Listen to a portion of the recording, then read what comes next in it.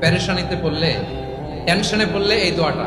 প্রিয় ভাইরা, বিষ্ণু ইসলাম যখন খুব বিপদে পড়তেন, দুশ্চিন্তা ওনাকে ঘিরে ধরতো, উনি পড়তেন ইয়া হাইয়ু ইয়া কাইয়ুম বিরহমাতিকা আস্তাগীথ, ইয়া হাইয়ু ইয়া কাইয়ুম বিরহমাতিকা আস্তাগীথ, ইয়া হাইয়ু ইয়া কাইয়ুম, হে শাশ্বত অবিনশ্বর, হে চিরঞ্জীব, বিরহমাতিকা আস্তাগীথ, তোমার রহমতের উসিলায় তোমার কাছে ফরিয়াদ করি। এটা পড়তেন। আবার আরেক বর্ণনায় এসেছে ইয়া হাইয়ু ইয়া কাইয়ুম বিরহমাতিকা আস্তাগীথ আসলিহ লি শা'নি কুল্লাহু ওয়ালা তাকিলনি ইলা নাফসি তারফাতা আইন। আসলিহ লি শা'নি কুল্লাহ, আল্লাহ আমার সবকিছু আপনি সেটেল করে দেন। আমাদের সব ঝামেলা সেটেল করে দিতে পারে কে? আমরা তো সেটেলমেন্টের জন্য ওএসপি সাহেবের কাছে যাই, ডিসি সাহেবের কাছে যাই, অমুক ভাইয়ের কাছে যাই, তমুক ভাইয়ের কাছে যাই। এই দোয়া পড়লে আরশের উপর থেকে আপনার ম্যাটার সেটেল করে দিবে কে?